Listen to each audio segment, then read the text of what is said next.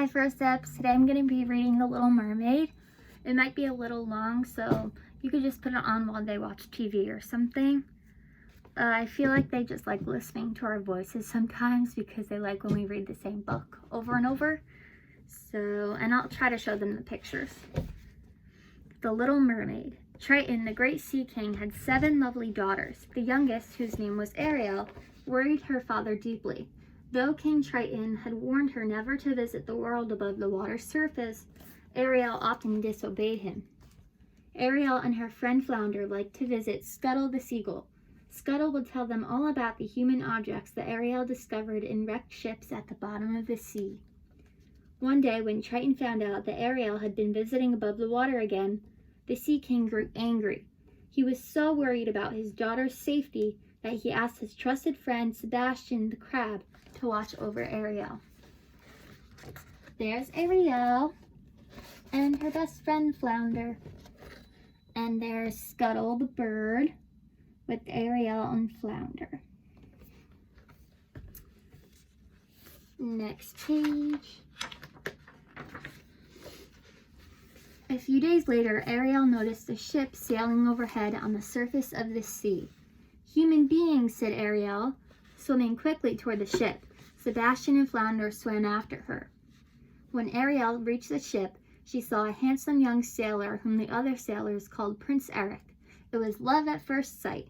Suddenly, the sky darkened. Heavy rain began to fall, and lightning split the sky. Prince Eric's ship was no match for the terrible storm, and soon the prince was thrown overboard. He fell into the water. "I've got to save him," thought Ariel. She struggled to pull the drowning prince up onto the beach. Prince Eric did not stir as Ariel gently touched his face and sang him a beautiful love song. Ariel then kissed the prince and dove back into the sea. Prince Eric awoke to find Sir Grimsey, his loyal steward, at his side. "A wonderful girl saved me," said the still-dazed prince. "She sang to me in the most beautiful voice I have ever heard. I want to find that girl and marry her." Prince Eric, too, had fallen in love. King Triton was furious when he discovered that his youngest daughter had fallen in love with a human being. He rushed to the cave where his disobedient child kept her collection of human treasures. The little mermaid tried to reason with her father. "Daddy, I love him so," she cried. "I want to be with him." "Never," Triton shouted. "He's a human being, a fish eater." The Sea King raised his magic trident angrily and destroyed all of Ariel's human treasures. Then the mighty Sea King left. Ariel buried her face in her hands and wept. "Leave me alone," she sobbed when Sebastian and Flounder tried to comfort her. Meanwhile, nearby, evil forces were at work. Ursula, a wicked sea witch who had ruled the kingdom before Triton, was looking for a way to regain power.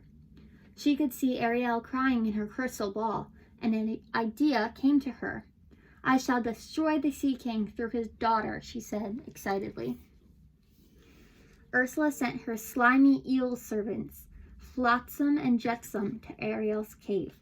They convinced the little mermaid that Ursula could help her to win her beloved prince's love. Ariel ignored Sebastian's warnings and swam off with Flotsam and Jetsam to meet the sea witch. "I have a deal for you, my sweet child," began Ursula when Ariel entered the witch's lair. "A deal?" asked Ariel innocently. "Yes," said the witch. "I will make you human for 3 whole days. If you can get the prince to kiss you before the sun sets on the 3rd day, you will be able to stay with him forever as a human being. But if he does not kiss you, then you will turn back into a mermaid and you will belong to me." Let's look at the pictures. There's Prince Eric, his dog, and all his ship friends. And here we have Ariel and Prince Eric on the beach. The scary Ursula. And that's Ariel, her friend Flounder, and Ariel's dad.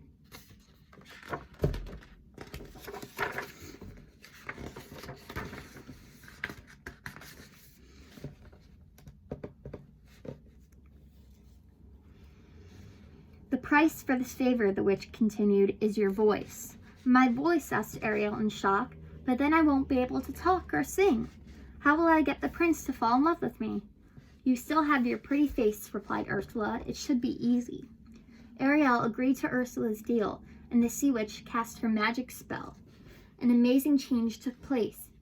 Ariel lost her tail, grew legs, and became entirely human. At the same time, her voice flew from her body and was captured inside a seashell. When she went to find the prince, Ariel was helped ashore by Sebastian, Scuttle, and Flounder, who still watched over their friend. She tried to speak to them, but no sound came. Soon Ariel saw Prince Eric. He had been lovesick over her ever since he had heard her sing. At first, the prince was sure Ariel was the girl who had rescued him, but when he learned that she couldn't speak, he thought he must be wrong. Prince Eric felt sorry for Ariel, who seemed lost and all alone. He took her back to his palace. During the next 2 days, Prince Eric grew fond of Ariel. On a boat ride together, Eric was about to kiss Ariel when Flotsam and Jetsam overturned the boat. On the morning of the 3rd day, there was great excitement throughout the kingdom. Prince Eric was going to marry a young maiden he had just met. Unfortunately for Ariel, Eric was now under a spell. Using her magic, Ursula had disguised herself as a lovely young girl.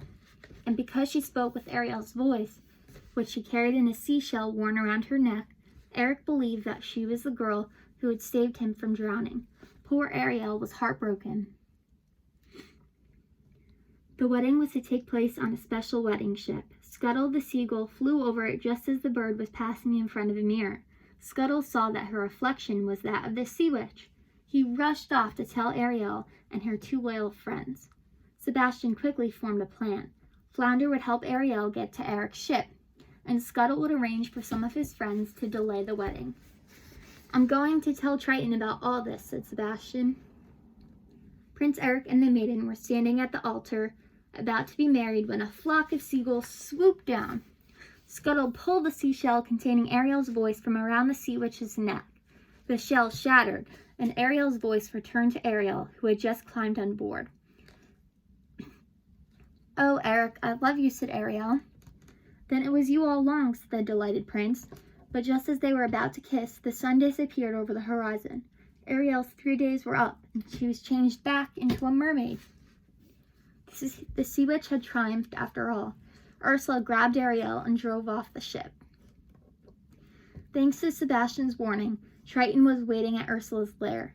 "I'll let your daughter go," cried Ursula, "but only in exchange for you." Triton agreed, and he became Ursula's prisoner. She now had his magic trident and controlled the undersea kingdom. Suddenly, a harpoon struck Ursula's shoulder.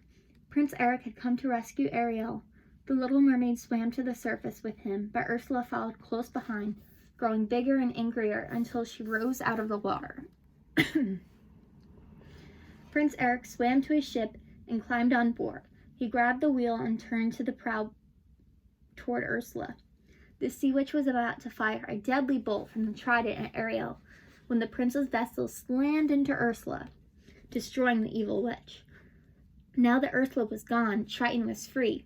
He rose from the sea, his trident back in hand. He could see Ariel watching over Prince Eric, who was lying on the shore unconscious.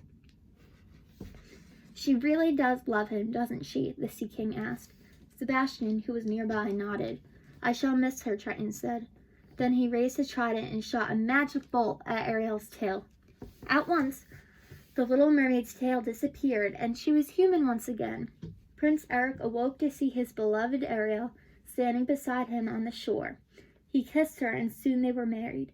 Prince Eric and Ariel sailed off together, and they lived happily ever after.